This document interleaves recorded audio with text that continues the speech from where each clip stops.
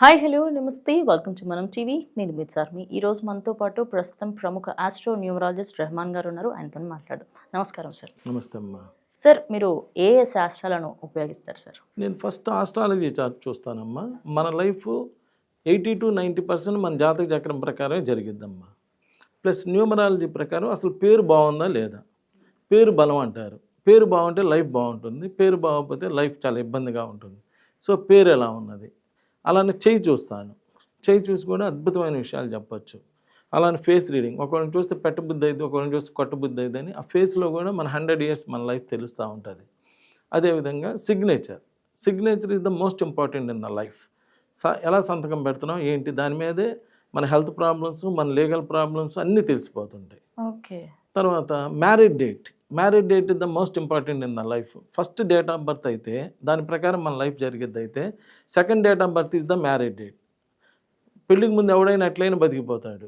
ఆ పెళ్లి దగ్గర నుంచి అసలు ప్రాబ్లమ్స్ అనేవి ఉంటాయి. అంటే మ్యారేజ్ డేట్ బాగాలేకపోతే ఇలా ప్రాబ్లమ్స్ వస్తాయి. మ్యారేజ్ డేట్ కూడా బాగుంటే లైఫ్ బాగుంటుంది. సో మ్యారేజ్ డేట్ ఎలా ఉంది, ఇలా ఆస్ట్రాలజీ, న్యూమరాలజీ, పామిస్ట్రీ, గ్రాఫాలజీ ఎలా రాస్తున్నారు, ఈ రాసే విధానాన్ని బట్టి కూడా వాళ్ళ యొక్క మైండ్ సెట్ అనేది తెలిసిపోతుంటుంది.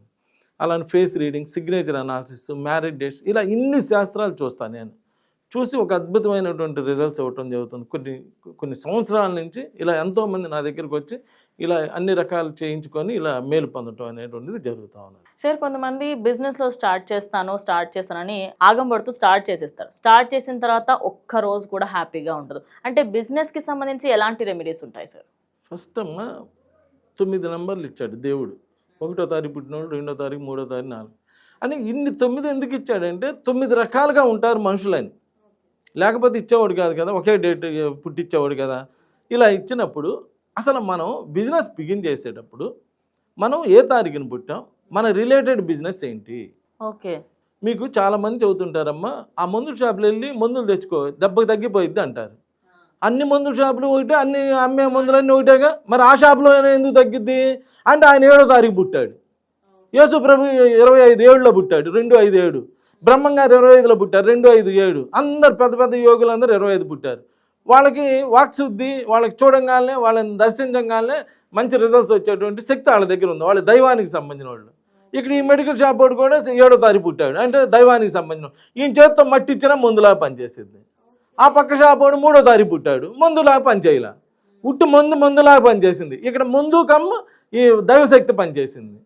అంటే నేను ఇక్కడ అనేది ఏంటంటే, వ్యాపారం బిగిన్ చేసేటప్పుడు అసలు నేను ఈ బిజినెస్కి రిలేటెడా కాదా.